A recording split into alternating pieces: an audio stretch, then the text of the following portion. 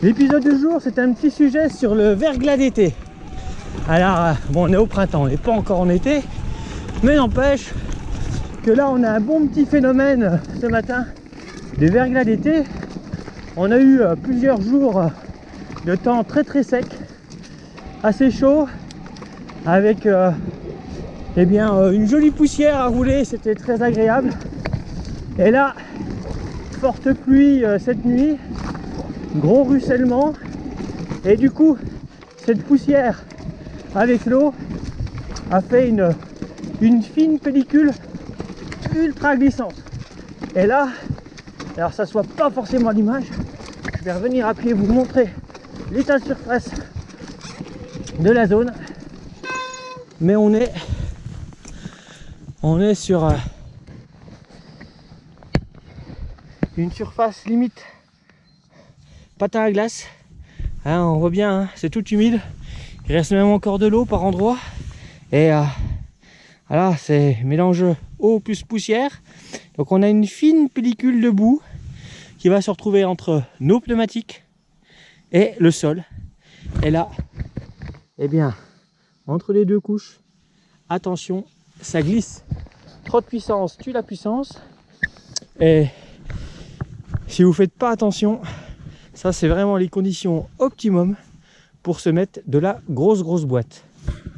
Donc méfiance lorsqu'il a fait beau très longtemps et qu'une petite ondée vient mouiller tout ça, vous pouvez avoir carrément des mauvaises surprises parce que déjà vos pneus vont être un petit peu grassouillés. Donc c'est pas ce qui se fait de mieux en termes d'adhérence. Et puis au niveau du sol, alors tant que vous êtes sur du terreux, il n'y a pas de souci, on est plus proche de l'effet pâte à modeler. Par contre tout ce qui est cailloux, attention, tout ce qui est bois, attention également. Donc méfiance.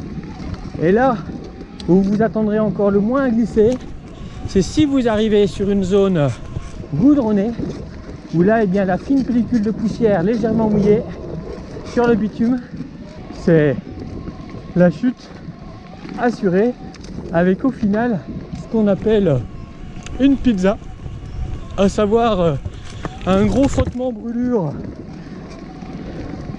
en surface. Donc ça brûle et ça pique. Donc méfiance avec ce verglas d'été. Il va falloir apprendre à l'apprivoiser, rouler en dedans lorsque vous arrivez dans des zones avec de la racine, des troncs d'arbres, du caillou. Vous méfiez des surfaces lisses type bitume, mais après sur tout ce qui est terreux, il n'y a pas de souci.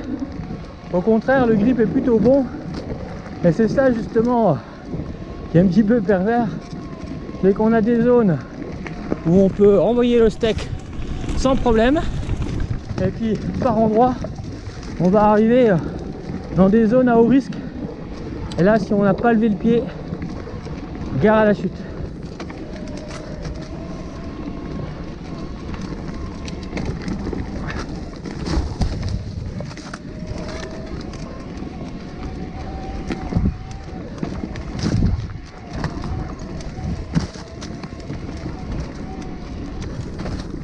C'est vrai qu'on parle de verglas, mais en termes de température, on n'est pas du tout proche du 0 degré. Et là, je teste la plaquette adaptable depuis quelques temps. Alors autant sur le sec, on n'est pas ennuyé. Bon alors, plus mouillé, quand le frein n'est pas chaud, on a ce bruit désagréable. Pourtant, c'est une plaquette spécifique e-bike. On n'est pas convaincu, alors on terra le nom. Mais c'est vrai que certains ont pu remarquer que j'étais anormalement bruyant dans certains passages sur quelques-unes de mes vidéos. Et pour avoir roulé sur le sec entre temps, pas de souci, plaquette sèche. Je sais que si j'attaque une descente au début, je vais avoir du bruit et ensuite ça va s'estomper puis disparaître. Mais là, sur du du petit freinage en mode frein mouillé. C'est un petit peu comme si on avait également du verglas d'été sur la plaquette. C'est un petit peu le même principe en termes d'humidité, hein. On a un corps étranger entre les deux surfaces et ça se traduit par du glissement, du frottement. Donc le verglas d'été peut également concerner vos freins suivant la qualité des plaquettes et le type de plaquette également. Résine, métal frité, bicomposant ou autre.